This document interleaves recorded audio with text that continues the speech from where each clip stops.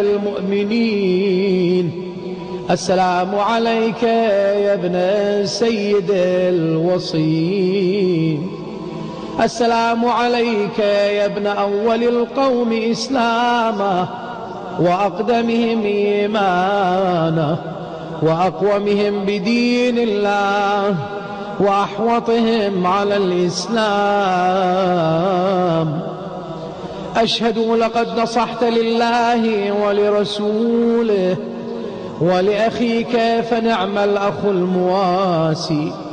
فلعن الله أمة قتلتك ولعن الله أمة ظلمتك ولعن الله أمة استحلت منك المحارم وانتهكت حرمة الإسلام.